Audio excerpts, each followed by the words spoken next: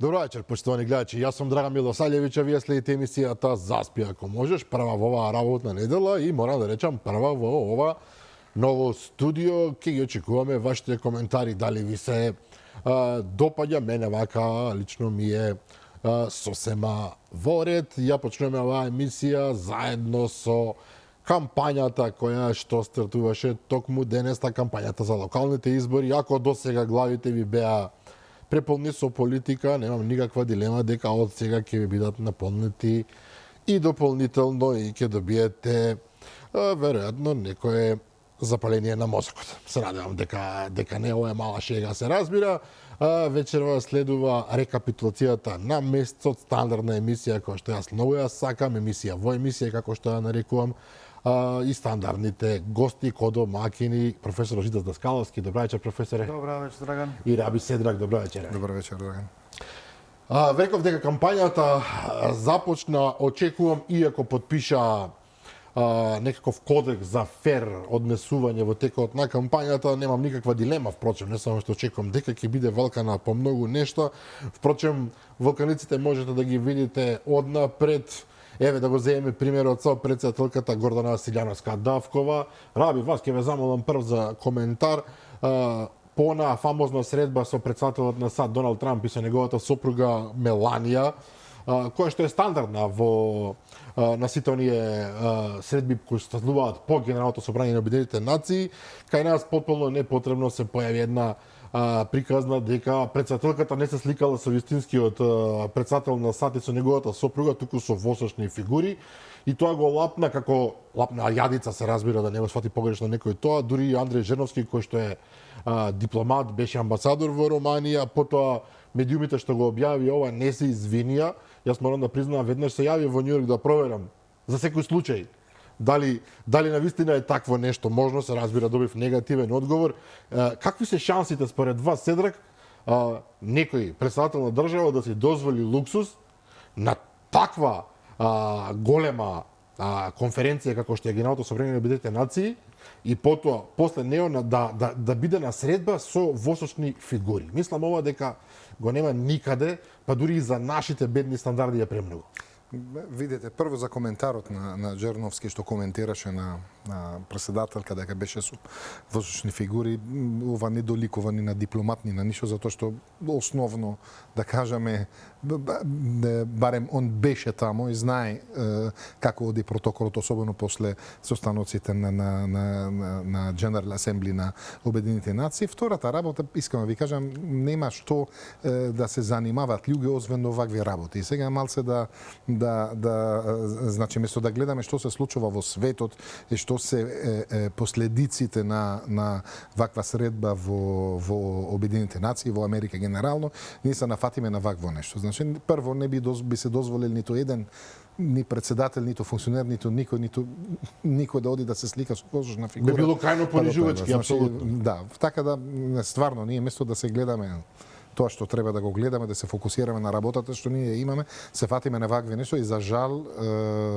бидејќи луѓето нема друго што да прават, се фатат за вакви работи и само ги споделуваат на интернет и не знаат каква слика правиме за Македонија надвор од Македонија. Бата ли делот што е тука внатре? Гледај што ќе каже светот. Луѓе читаат од страна и во регионот и што ќе кажат за нас. Значи, навистина е така.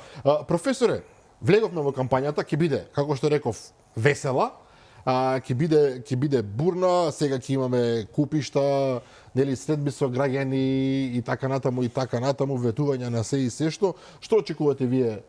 Сега ова е наистина рекапитулација, но мораме да одиме напред. Што очекувате? Ќе паднеме подолу од тоа што можеме во меѓусебните обвинувања или сепак малку од малку ќе се задржи некој ниво? Локални избори се за локални прашања и локални проблеми на дадени општини. Значи тоа е веќе прашање на 80-85 општини во Македонија. Трката е секаде различна и тука нема многу една национална тема што ги обединува, освен да речеме, не знам, загадувањето или лошиот сообраќај. Така што сметам дека ќе биде многу тешко да се следи генерално сликата во сите општини. Вие ако се заинтересиран, ќе бидете заинтересиран за местото каде што живеете, не знам, општина Аеродром например. Во општина на Аеродром моментално најголем проблем е загадувањето од вардариште. Значи тоа е, да речеме, темата што е таму присутна и што треба да се решава. Во општина Центар можеби е проблем со сообраќајот, тесните улички и така натаму. Таму таа е темата. И во таа насока мислам дека ќе биде локалните избори се специфични, бидејќи вие не може да следите се. Иако вие како медиум национален ќе се обидете да дадете резиме некакви и политичарите ќе се обидат да дадат генерални некои ветувања, во суштина се работи за 18 различни изборни трки во кои што граѓаните на лице место ќе решаваат дали даден градоначалник добра работа, дали новите кандидати се посоодветни да го преземат неговото место и за кого да гласаат во советот на таа општина. И така треба да биде. Меѓутоа ние уште во пред кампањата, ако така можеме да наречеме тоа, веќе видовме дека некој се обидува да вметнува национални теми во локални избори. Убаво рековте дека ние треба да занимаваме со тоа што најдобро ќе ја поправи општината во која што сака да биде градоначалник, ние се расправаме со орли, со кучиња, ловци на зајаци, нешто што директно оди се разбира во пораки кои што имаат исклучиво национално обоена приказна. Значи, јасно е кој турка такви пораки и такви емоции кои што се сврзани со некакви тензии меѓу македонците и албанците, меѓу различни етнички заедници, меѓу државата и една етничка заедница, оние кои што немаат што да понудат на локално ниво, оние кои што немаат резултати кои што се веќе прочитани на некој начин и кои што не се надеваат на успех врз основа на тоа што биле нивните искуства во минатите години, минатите мандати, се обидуваат да префрлат играта на друго поле. И тоа е рационално, како да ви кажам. Рационално е за некој кој што не сака да зборува за загадувањето за вардариште, да зборува за темата македонци и албанци. Апсолутно. Раби, претпоставам дека се согласувате дека националните теми не би требало да бидат тема, аман, но некој ги наметнува. И тој ги наметнува во еден многу лош контекст. Упорно се инсистира, се испраќаат пораки, не знам дека доколку Македонија не ги започне преговорите итно со Европската унија, албанците ќе одат со Албанија, бугарите, односно другите ќе одат со Бугарија. Значи едни пораки кои што одат во една сосема поинаква констелација од тоа што треба да биде. За жал е сега да го викаме како вид од чип популизам. Значи ефтин популизам што го користиме. Јас за секој тоа што го зборавме тука многу пати, дека треба секој сака просто кажано да се фокусира на неговата канализација, на неговата чешма, на неговиот автобус, на неговиот ѓубре, соберење на ѓубре, основните работи што се врзани со секоја општина.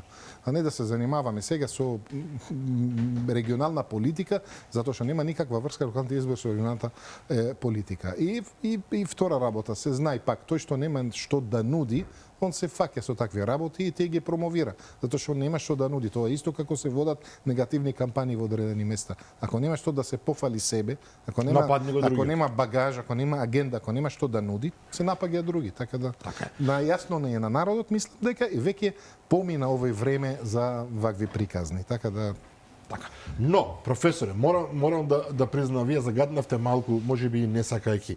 За жал и во Скопје, и во другите градови, без разлика, во сите општини, ние се уште се занимаваме со базични проблеми. Значи, зборуваме кој ќе го собере ѓубрето, сметот, се извинувам. Дали ќе има автобуси, околу воздухот, ние не расправаме како во некои други земји дали да се постави, не знам, специјален зид некаде, дали да се постават платформи утре за летички, не знам, автомобили, тоа е многу далеко од нас. Да се копа метро, него ние разговараме, знаете што, јас ќе го исчистам сметот во Скопје. Знаете што, иде јас ќе го исчистам сметот во Скопје. Зашто разговараме ние во одмовот? Па да ви кажам, квалитетот на демократијата во Македонија треба да знаеме дека е многу низок во смисол на демократија која што нуди ефикасни решенија за јавните политики. Демократија како некои системски зацртани образци на делување. Значи, теоретски дали сме демократија во ред? Да, демократија, имаме избори, има устав, уставот гарантира човекови права и така натаму, да не редиме некои стандардни параметри, меѓутоа во пракса гледаме дека демократијата се упразнува, се користи, се реализира на многу лош начин во практична примена на тоа што добиваат граѓаните како услуги, како закони, како јавни политики. И тука јас сум констатирал три проблематични точки кои што треба да се разговараат и за кои што треба граѓаните да бидат свесни. Прво е една општо присутно поставување на некадарни, неспособни луѓе на позиции кои што решаваат за нашето јавно добро. Некадарност, значи неспособност. Вториот проблематичен пункт е неодговорноста. Неодговорноста во смисол за тоа да што се случува, какви политики се водат, какви институции се водат и кој е одговорен за нивниот распад, да речеме, на крајот на криштата. Затоа што некој е одговорен зошто Дојранското езеро не се полни сега. Некој е одговорен зошто со години не се одржавале тие цевки кои што требало да донесуваат вода во Дојранското езеро. Некој е одговорен зошто Врдарище не функционира како што треба да функционира.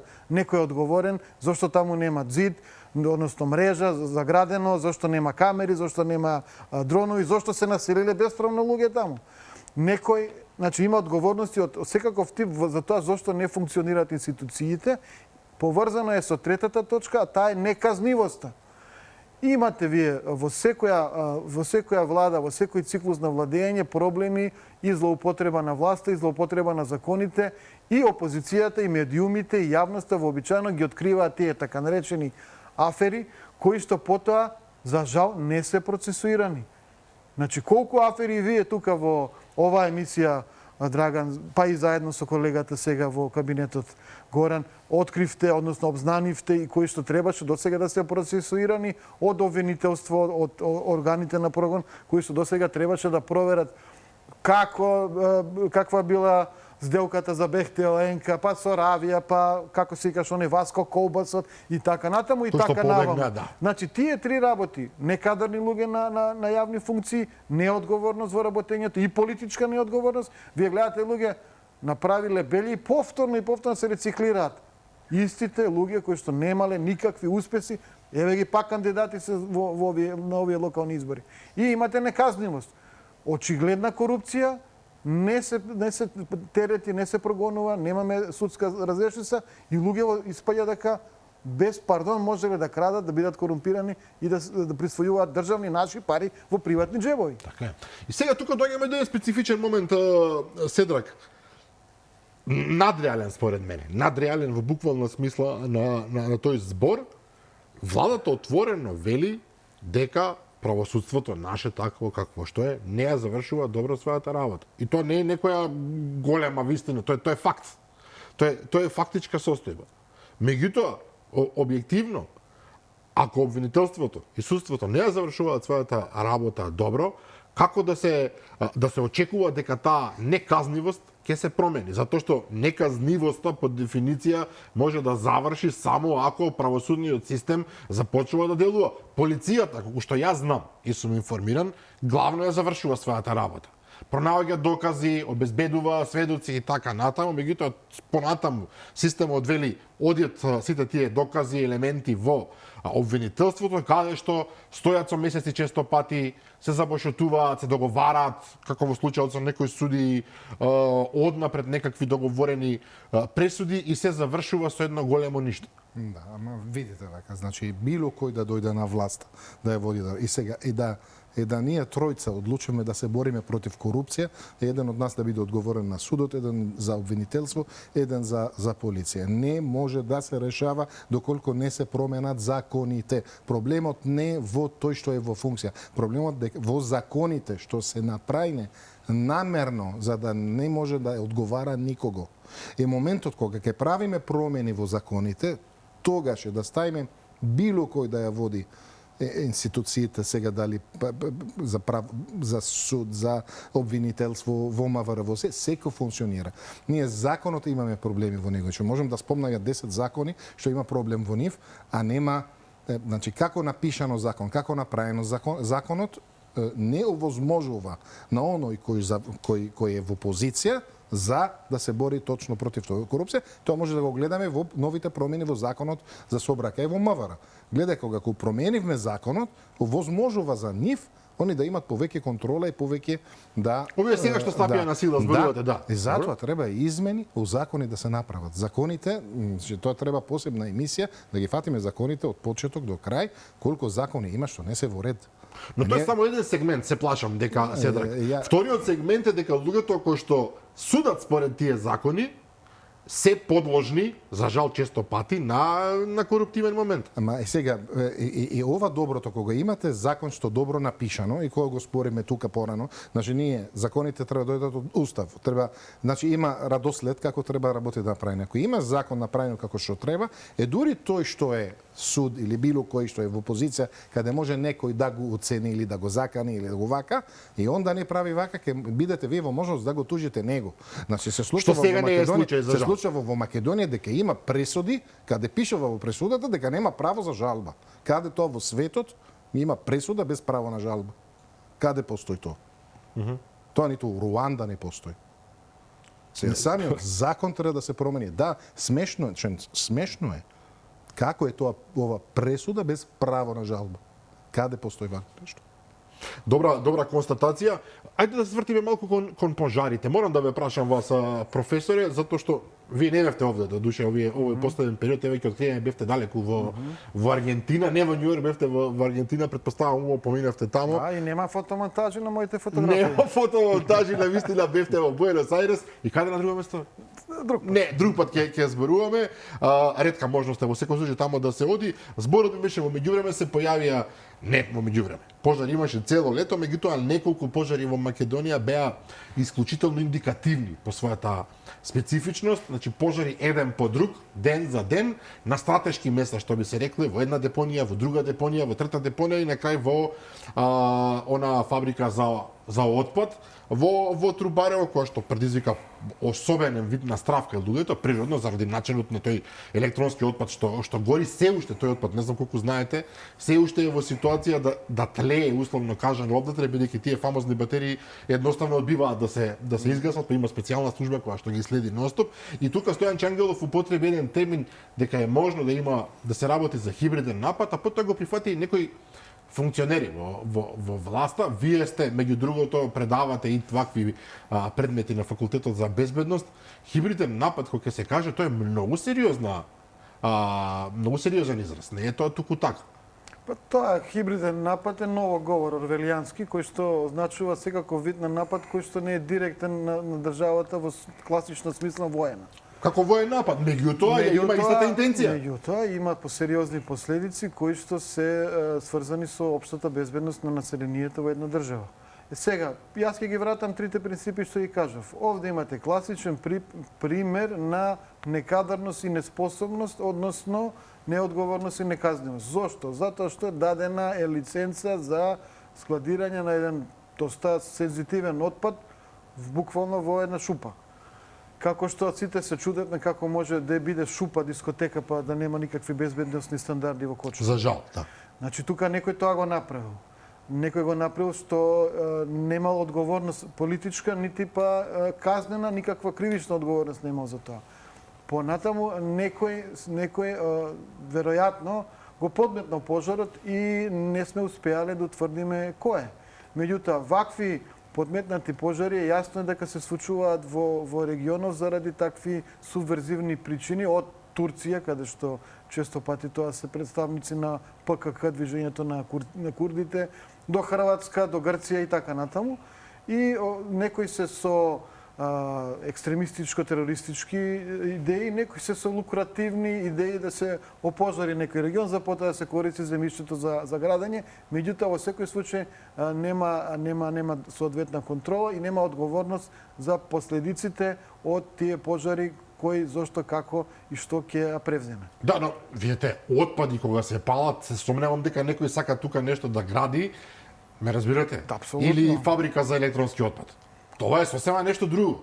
Апсолутно, тука се загрозува животот на граѓаните, меѓутоа не е многу различен од палењето на отпадот кој што сами го увезуваме и кој што често пати е нелегален. Односно, ние со години сме земја која што увезува отпад на високо индустриализираните земји и со кој што ние се справуваме. Не ни е доста отпадот што го имаме, кој што несоодветно се складира, тие депонии што се ствараат се несоодветни, скоро ни една не функционира како што треба, туку и увезуваме отпад. Значи, во северните развиени земји од отпадот се прават пари, енергија и така натаму. Апсолутно. А во нашите случаи на Балканот тоа е една страшна трагедија, бидејќи отпадот несоодветно се фрла и потоа некој заради катастрофално терористички цели го пали. Да. Ако се во прашање некои субверзивни акции, ќе го наречам тоа така, Раби, вие имате сериозно искуство и со Блискиот исток и со далечниот исток, можете да насетите во целата приказна конкретна намера или сепак ви му оставиле дека е тоа, нели, прашање кое што мора да го решат институциите, затоа што мене лично знае да ме исплаши моментот дека некој пред избори се занимава со нешто што е во основа крајно опасно. Видите, пак тој што нема што да нуди, се занимава со вакви работи. Тоа прво. Второто, генерално, ова е бизнес во прашање. Значи бизнесот на секогаш бизнес за вас. Седрак нема прашување, секогаш бизнес. Да, бизнесот на Waste Management и бизнесот, значи на отпад и на рециклирањето на отпад и на горењето на отпад како бизнес, тоа е сериозен бизнес каде државите како Малезија, како Сингапур, како ови живеат од ова и имат направено многу иновации во ова. Тоа е сериозен бизнес. И тоа е се додека не се појави којто што ќе го зема бизнесот, ние очекуваме многу вакви моменти, се додека не се регулира тоа, и да се појави голем играч во ова што ќе знае да го регулира. Зборувам за фирма или зборувам за систем што ќе го земаме ние за менеджирањето на отпад, waste, од химикалија, од индустрија, од било што. Инаку, ови палените, пожарите пред изборите, сега јас со сел почет секој си има свој мислење во однос на хибридно. Ја ги разбирам хибридните напади како друг вид на тоа, иако добро може во некоја категорија да го ставиме под хибридни напади, што се случуваат пред избори, ама пак ви кажам, ако некој прави вакво нешто, тој нема што да нуди и само ова само има тоа да му нуди, така да. Ајде да свртиме на друга тема, денеска брзаме, меѓутоа така стојат работите. Ситуацијата со Бугарија, морам да ја прашам, професоре, надворе тематски од ова што се случува со локалните избори, меѓутоа се појавија нагло неколку интересни моменти. Неодамна, буквално пред некој ден, излезе Владо Бучковски, поранешен премиер и поранешен помагач, како му доаѓа олеснувач, што и да беше во односите со Бугарија, даде едно интервју во кое што предложи веднаш да рехабилитираме неколку личности од историјата, ако така можам да кажам, кои што тој вели заедно ја споделуваме со Бугарија. Еден беше поетот Венко Марковски, кој што своевремено, за тие што не знаат, едноставно ја напуштил Македонија, отишол во Бугарија и се прогласил за бугарски поет. И другите две личности се лица кои што, колку што јас паметам, директно беа поврзани со бугарското фашистичко своевремено владење во Македонија. И се тоа беше една порека со која што вели тој, ние треба да прикажеме, да пружиме рака кон Бугарија, бидејќи тој сметат дека и Бугарија пружа кон нас рака, во исто време додека СДСМ излезе со црвени линии, условно кажано, еден документ со кој што велат би требало да настапиме визави проблемот со Бугарија. Веднаш да кажам, владеачката партија, односно премиерот директно практично го одби тоа, затоа што пронајде дека тие црвени линии не се црвени линии, едноставно туку дека се еден вид продолжување на политиката која што СДСМ ја тераше до изборите кои што ги загуби и престана да биде власт во оваа земја. Па СДСМ има една агенда и таа е таа. Значи на секој начин да се приспособат кон барањата на соседите, дали тоа Грција порано или сега Бугарија. Но тоа не е политика, професоре, тоа е што е тоа? Не, јасно е политика. Таа е политиката, европски пат, а бидејќи во европскиот пат не стопираше Грција, ние да се приспособиме на грчките барања. Бидејќи во европскиот пат сега сме де факто блокирани од Бугарија, да се приспособиме кон бугарските барања.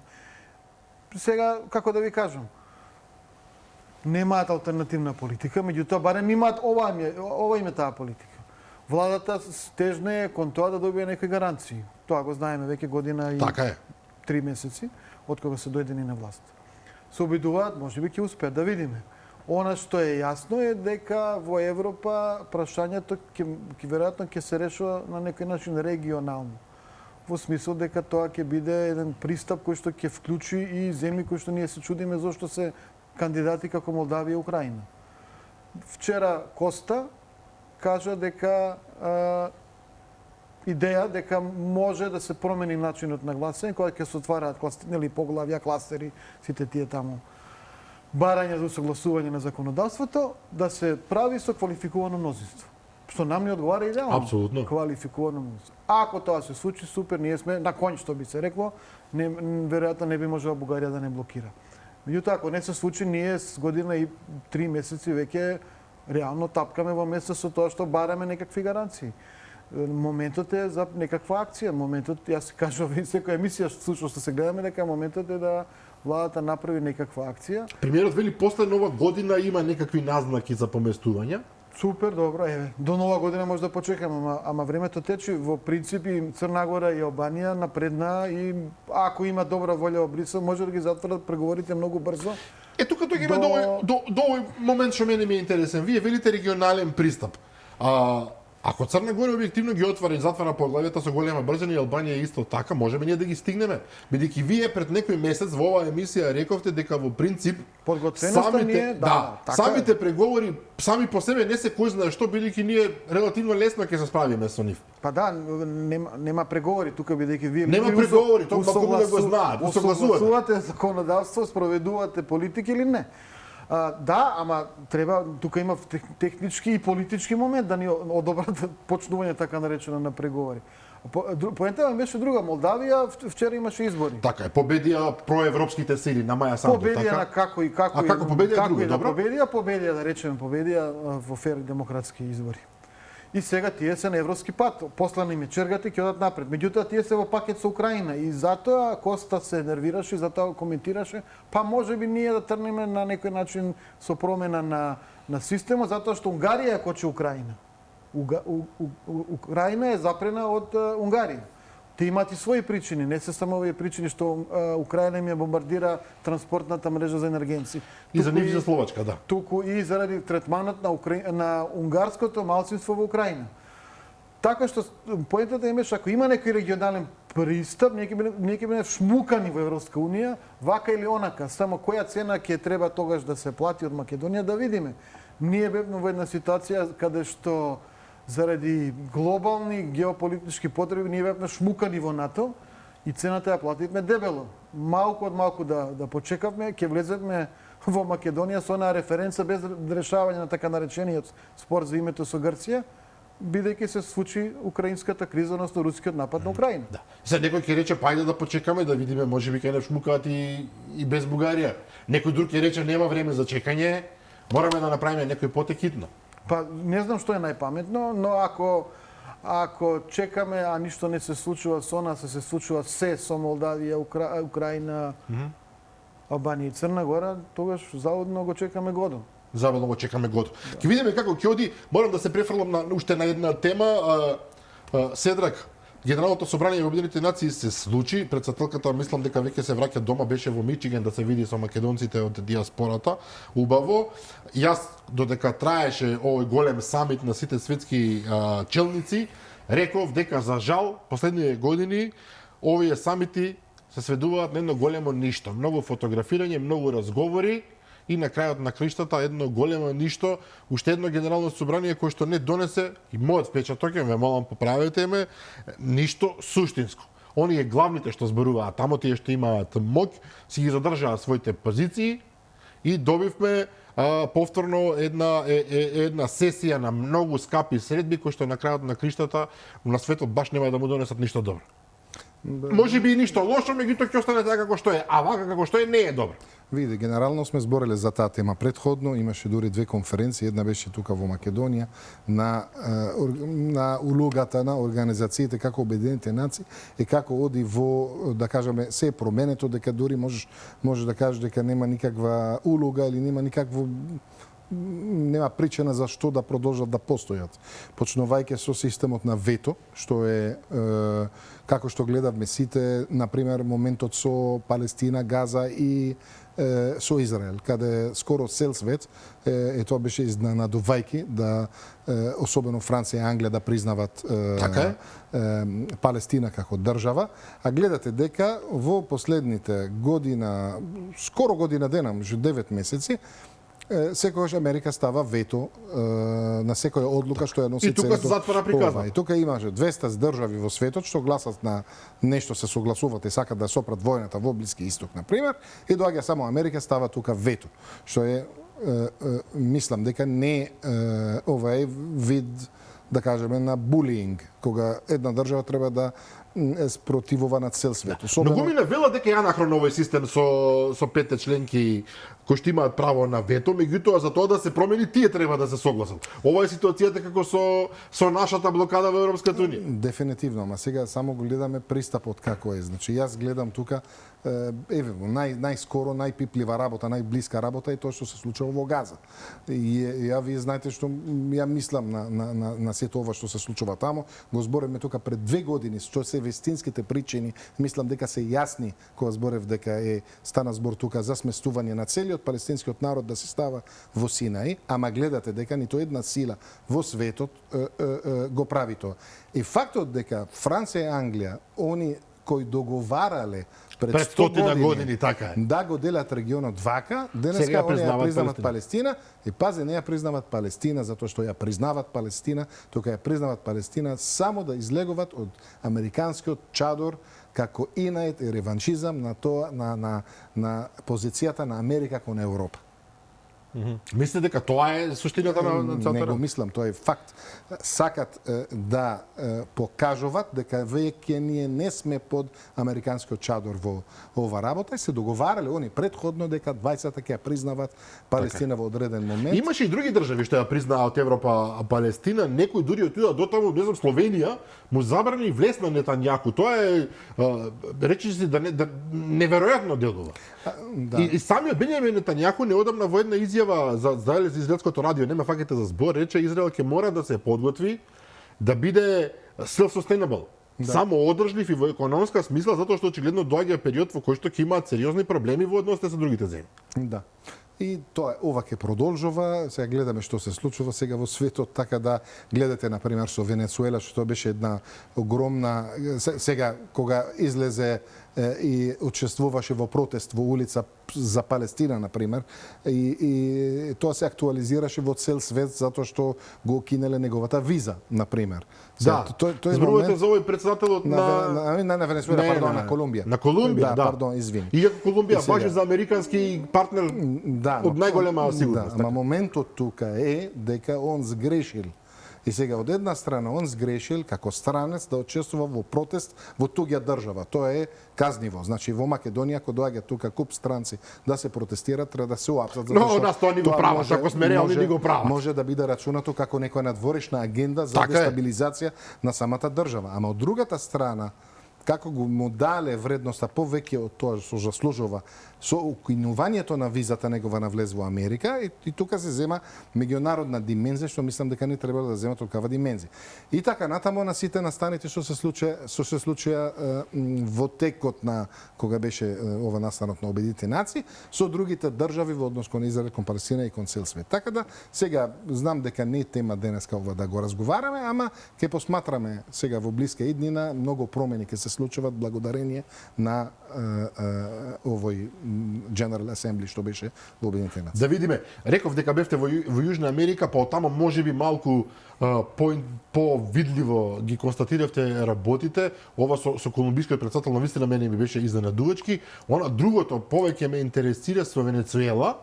Имено американците решија да започнат војна против наркокартелите на еден многу робусен начин. Против кого? Со наркокартелите, така велат. Тоа е официјалната верзија. Тоа е официјалната верзија, се разбира. Значи ги напаѓаат оние бродови што носат дрога во САД. Им треба таму преврат за да ги Но земат Венецуела се плаши дека е прашање на време кога ќе биде нападната. Па им треба преврат таму да ги земат богатството што ги има таа држава. Очигледно имаат огромни нафтени резерви, велат се вели дека се најголеми во светот.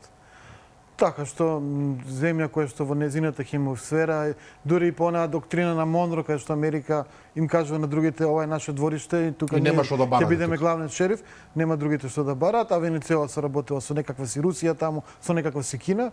Очигледно тука дека има некој проблем што тие сакаат да го решат на стандардниот добар каубојски начин, како во оние филмови што ги гледавме со каубојците и така наречените индијанци. Доаѓаат со нивната 7-ма армија, односно сега се разни бродови, маринци и така натаму и под изговора дека ќе се борат со наркокартелите, можеби ќе направат еден пуч, како што се обиделе да направат многу пати во историјата на таа држава. Интересен ми е начинот, поводот што се бара. Знаете, се бориме со наркокартелите. Па сега Поедноставно е да се борите против недемократскиот режим некаде или не знам, а знаеш, наркокартелите за жал Јужна Америка и Централна Америка се познати по наркокартелите и во секоја земја практично ги имате Мексико во. има и посилни наркокартели, Така, па не гледам една тенкови. Синалоа е многу по-сериозна од Синалоа е многу по-сериозно од кои да се таму така наречени и Колумбија наркокартели. своевремено не беше нападната поради Меделини, не знам. Па да, но таму на власт се висинските момци кои што се направат страна историјата и на демократијата, така што нема дилеми дека не беа нападнати. Но има и таму и балкански играчи кои што се познати по тоа што шверцуваат кокаин во Европа и кои што дури и се убиваат на тоа тло таму. Сега настрада некој, па еден наш Јужна Америка. настрада, мислам, да. Па е некаков македонски по народност државјанин одамна сигурно не е што стапнат на тлото на Македонија. Да, името му беше Македонац, ако не се Да.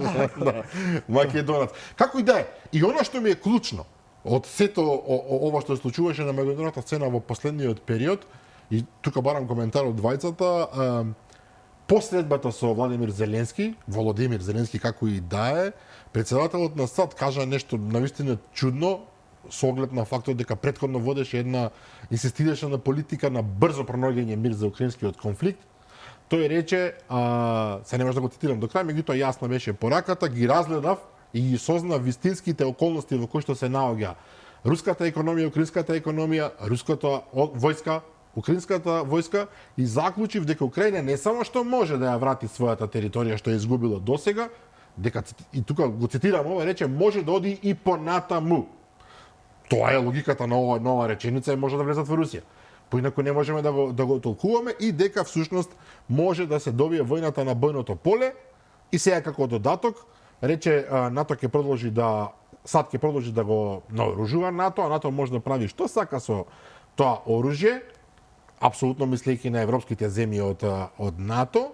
За конечно денеска да дојде информација од господинот Келок дека САД би можеле дефинитивно да ја дозволат на Украина тоа што го бара долго време да користи американски ракети за напад длабоко во руска територија. Ова ќе биде ескалација par excellence или грешам, професор? Сигурно ќе биде ескалација par excellence, меѓутоа очигледно Путин не се вразумува.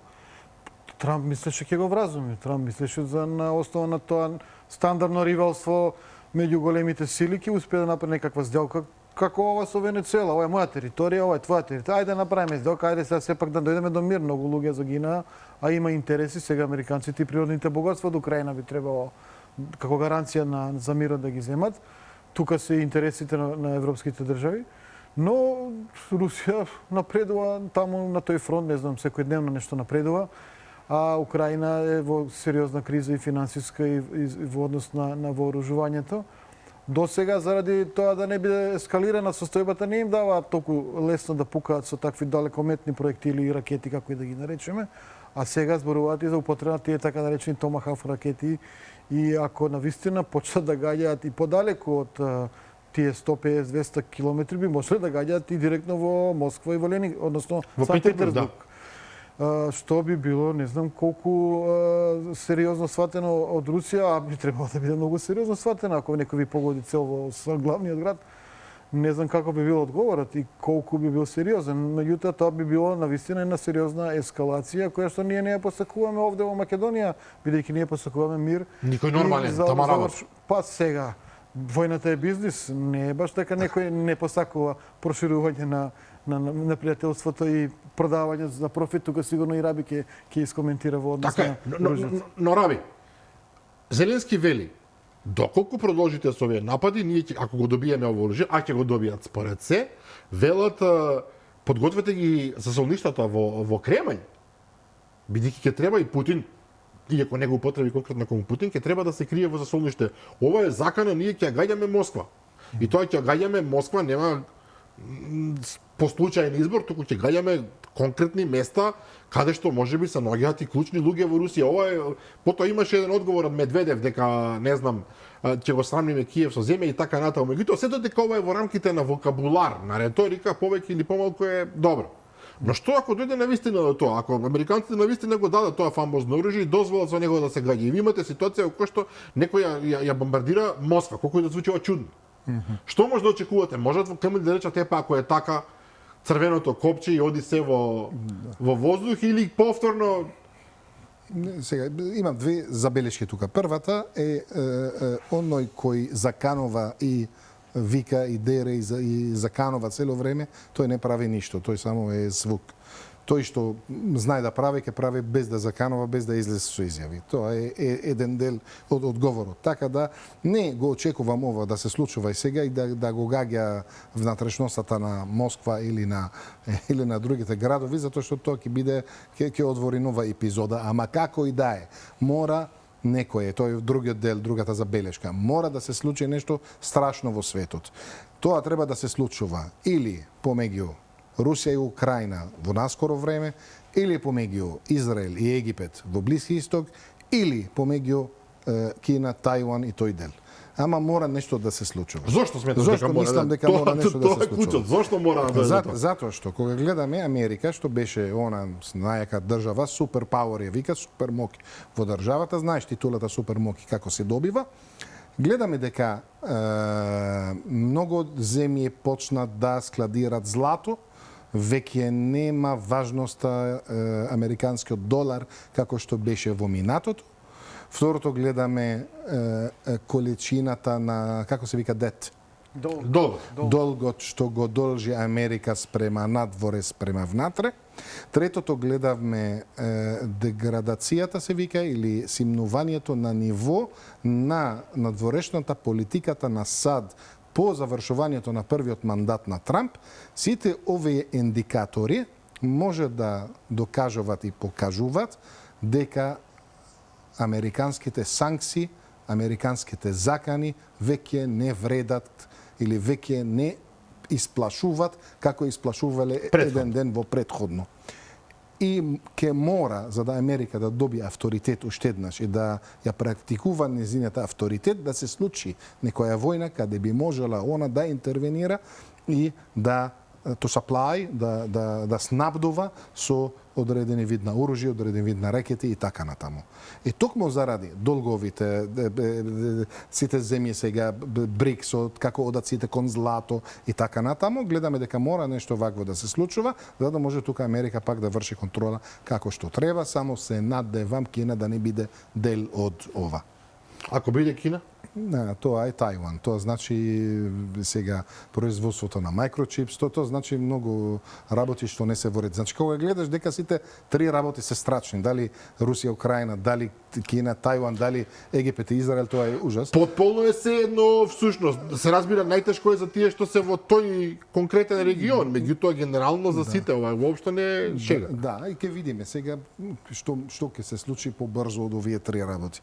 Така да се надеваме ништо да не се случува, но сепак мора по некоја логика, мора некој настан вакво да се случува. Не ширите оптимизам за чудо, Седрак. И сосема за крај, професоре, навистина кај нас меѓународната политика и меѓународните односи не се анализираат кој знае колку. Мене ми е жал, јас се видувам во оваа емисија тоа да го правам, меѓутоа навистина немаме не да нема желба кај народот да чуе, меѓутоа некако медиумите го избегнуваат ова прашање. Околу Палестина, еве сосема на крај се враќам, Македонија нема да признае Палестина во скора еднина, така велат моите информации. Македонија генерално гласува за резолуции кои ги поддржува САД и Израел. Една од неколкуте земји.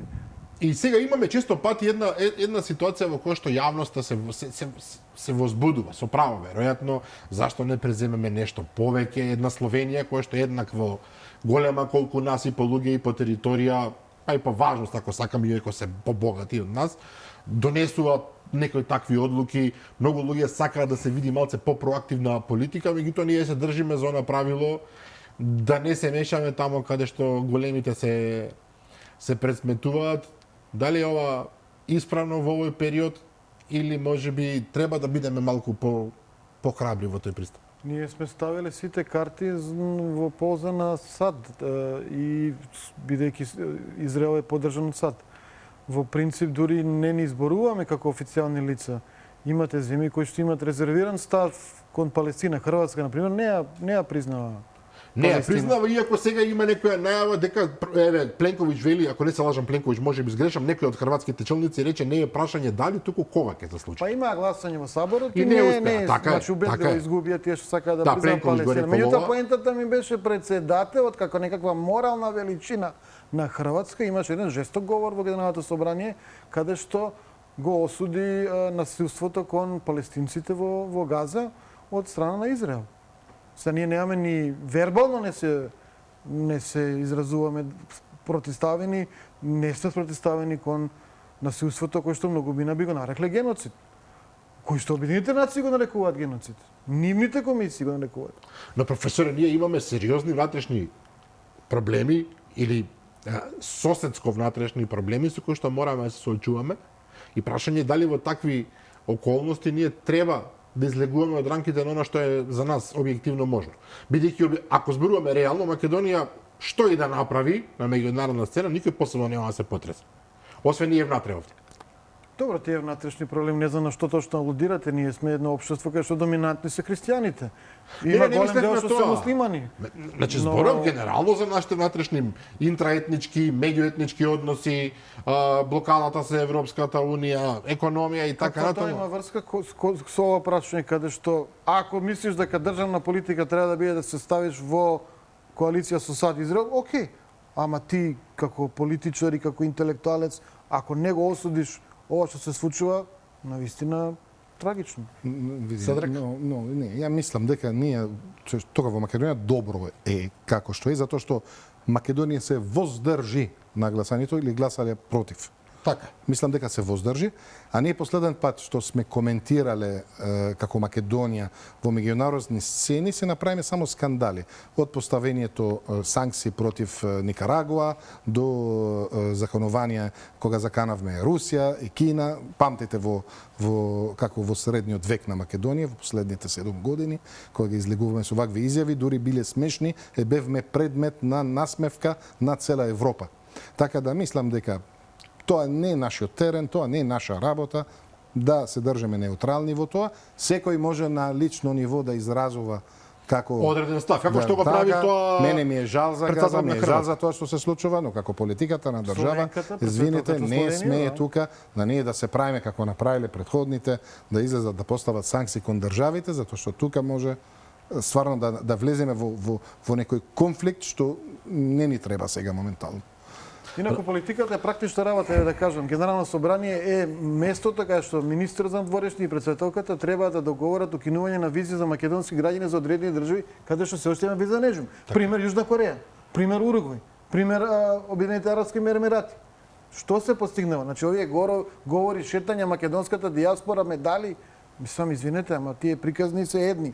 Овие се конкретни работи. Ние требаше таму да работиме на економска соработка, укинување на визи. Добро. Раби Седош Скаловски, ја завршуваме овде емисијата. Ви благодарам за вечерашното гостување и домакинување. Благодариме. Благодарам да појам. Тоа беше се за вечерот, почитувани гледачи. Утре о 15 часот се разбира и репризното издание. А јас ви закажувам нова средба со мене и со нови гости утре вечер во 22:30. До тогаш пријатно.